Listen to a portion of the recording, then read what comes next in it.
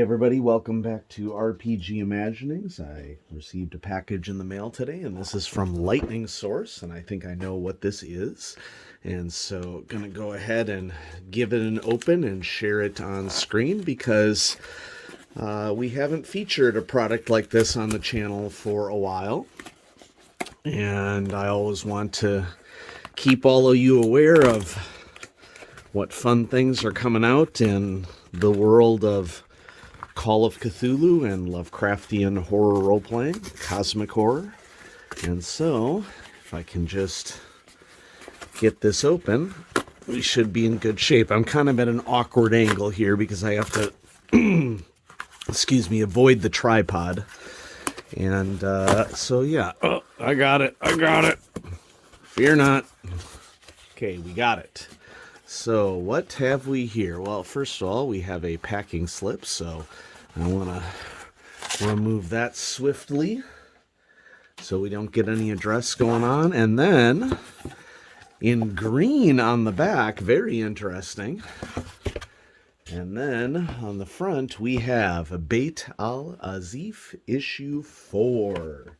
And so this is a magazine for Cthulhu Mythos role-playing games, and I got this one in hardcover. Since hardcover has been an option for Bayt Al Azif, I have been getting them in hardcover because it's just a really well-produced magazine, and we'll dive into it very soon here. Notice that we have this lovely cover with, a church in isolation in a beautiful meadow, but then looming in the background, some kind of eldritch horror. And they always get such great artists for the covers of Bayt Al Azif. I really hope they're paying them top dollar because the artists have been great. A magazine dedicated to the cosmic horror of Cthulhu Mythos role-playing games. 3 new adventures ranging from strangers trapped in a deadly mystery to a mysterious box in Salem to journeys throughout realities. Reviews, interviews, advice, history, comics, and more. And part of the reason why I'm so into Bayt Al Azif is that it really evokes the time in the 80s and 90s when role-playing magazines were having their heyday. And the publishers of this magazine have really done some great work in bringing back some of the aspects of role-playing magazines that were really missing from more modern supplement. And so here's our table of contents if you are interested. This is available, of course, as print on demand as either soft cover or hardcover from DriveThruRPG, but then it is also available as PDF as well. And I went ahead and got both PDF and hardcover. I think you pay the same price for hardcover or for a printed copy and a PDF, or you can just pay the price of the PDF. And so, and I like that they do this little blurb about the author. And so Megan Weyerwadine, I'm not sure if I'm pronouncing that correctly, Megan says, I'm a huge fan of taking beautiful scenery and making it dark, atmospheric, and moody in my work. For this piece, I wanted to draw an idyllic Americana-esque prairie scene, complete with a lone church in the distance, and give it a bit of a twist, mainly by including a giant eldritch monster looming in the background. I wanted to capture the feeling of having a peaceful, quiet life being suddenly upturned by something overwhelmingly horrifying, something that also made you feel insignificant and small. Well, if that isn't a summary of what cosmic horror is, I don't know what is. And so there you go. So let's just do a quick little flip through here. We have the introduction by Jared, and then we have Sacrifices, which is the letter section. And I have contributed to a letter section for Bayt Al Azif. I think my letter appeared in issue 2. And so if any of you want to hunt there and find the letter from RPG Imaginings of, what I thought about issue 1, go ahead and check that out. And so Letters from a wide variety of people. Dean Engelhardt has been writing these retrospectives in the last couple of issues of Bayt Al Azif. And so here is our Cthulhu in 2020. Now, with the pandemic, it's been very, very difficult for a lot of stuff to get done. But Dean Engelhardt, who with Joe Crowell runs Cthulhu Reborn, really does a thorough job of reviewing what is going on in cosmic horror for a particular year. And so here we have a section for what happened at Arc Dream and a section for what is happening at Chaosium in 2020. I mean, 2020 was an incredible year for Call of Cthulhu. What was going on at Stygian Fox and Golden Goblin Press and Peterson Games, other publishers, so really covering quite a range. And so, this is what magazines were intended to do, to let you know what was happening in the industry at the time. And so here we have Cthulhu Reborn in 2020, as well as an advertisement for Cthulhu role-playing game, which I featured here on the channel. And I have not only the main core rulebook for Cthulhu, but I also have a copy of the Quick Start rules and a copy of the most recent scenario anthology that came out with that. News about Miskatonic Repository and some recent things that have happened. Full Fathom 5 is an amazing adventure. You should go buy it right now. Highway of Blood, if you like Serpent People, which watchers of the channel know that I am huge on Serpent People, and that's what my published book was. My published scenarios on DriveThruRPG are all about. Highway of Blood is excellent. Alex Guyette is an excellent scenario writer, a great editor, excellent at layout. His publications are amazingly professional. So go check that out. And then, of course, where were we with the Blasphemous Tome and other magazines and zine or zine, whatever you say. Okay. And then some things that are a little bit more further afield, but maybe are adjacent to cosmic horror role-playing. And we get quite a bit. What's an update on micro RPGs for cosmic horror?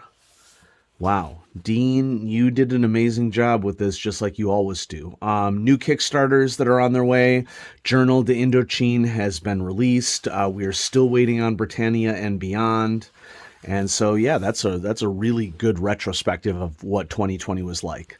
A memoriam to Blair Reynolds.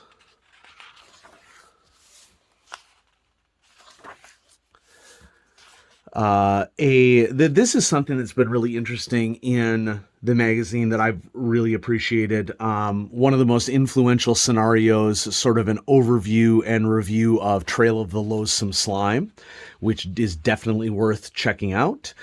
Here we have a 1930s scenario by Karsten Pohl and translated by Jared Smith. Just doing a little bit of a read through here. Looks like this was done for Deutschen Cthulhucon, and so I assume that this was translated from German. But Jared, please correct me if I'm wrong, if I made an assumption there that I should not have. That's looking good. Love keeper note boxes. Any advice that you can give to help people run a scenario? Because remember, and gosh, who was I listening to? Was it Mike Mason that compared scenario, or maybe it was Paul Fricker that compared scenario writing to technical writing. And that's really what it is. Scenario writing is you are essentially writing a series of instructions for someone else to complete an action. And so these keeper notes boxes are always greatly appreciated. And here we are clearly in the inner construction of a Zeppelin, which everybody loves Zeppelins. That's just a fact. Okay. All right. And then handouts for it, some more advertisements, including an advertisement for Symphony Entertainment. And there's our friend Bridget. Awesome. Okay. Mike Mason gets an interview all about spooky stories. That'll be a fun read. And, that's another thing that is a common, something common that happens in magazines that really sets them apart from other publications. You get one-on-one interviews. So, Mike Mason is creative director for Call of Cthulhu and a giant in the industry. And so that'll be a really great read. Advertisements for Sons of the Singularity and Blasphemous Tomes. 40 years of memories, anecdotes from playing Call of Cthulhu. Wow, that's going to be interesting. Cool. All right. Stygian Fox advertisement. The Mythos and Modernity Deep Ones at the DMV. So, I'm not sure. I think that this might just be a piece of fiction, which is awesome. Okay. They Are Real, 1930 scenario by Guillaume. I may not be pronouncing that correctly. My apologies. Agostini, translated by Charlotte Saunders. And this appeared in, originally printed in this publication, which I'm not sure what language we have there. Okay. And so it's really awesome that we are getting international scenarios reprinted in these magazines. I am a firm believer that we should be sharing as much as possible and overcoming, any perceived language barriers. Cosmic horror is to some extent going to be, maybe the word universal isn't the correct word, or maybe it's the perfect word. I don't know. But, there's no reason why we can't have international exchanges for scenarios. And I am very grateful of people who take the time to translate from other publications.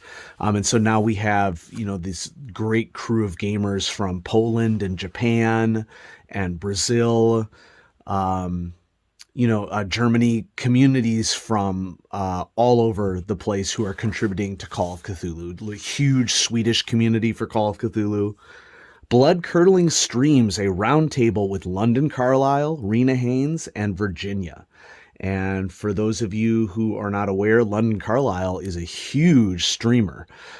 He's an actor that does a lot of streamed games for a wide variety of role-playing games, but especially he's been an excellent streamer for Call of Cthulhu, and I am a huge fan of his work. And so here we have an interview with a group of people who are working with London on that. Nice. Oh, wow. This is an extensive interview. That's going to be really interesting to read. Clues of Cultists, 100 Discoveries by Joseph Jonda, Bridget Jeffries, and Jared Smith. It can never hurt to have a D100 table to roll on to figure, put in drop in a seed to a scenario and see what happens. We have some comic art. Nice.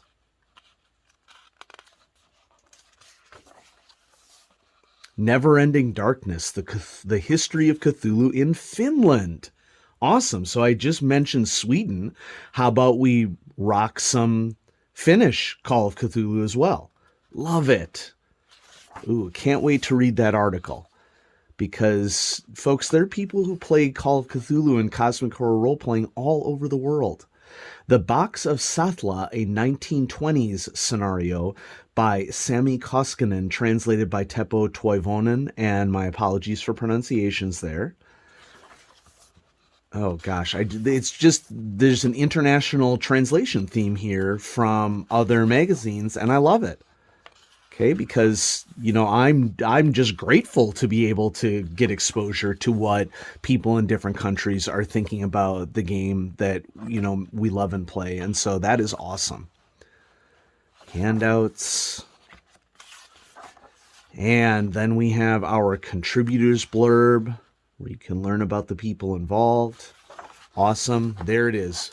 Bayt Al Azif, issue number 4. Can't wait to dive into this one. I am a huge fan of this magazine. Jared, I love what you do with this and have loved it ever since issue 1.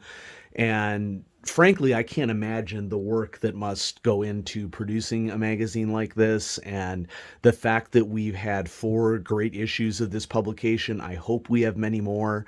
And I will always be a strong supporter of Bayt Al Azif. And so I will put some links in the description below for where you can pick up issue number 4, but then it should be very easy for you to see how you can get issues 1, 2, and 3 as well.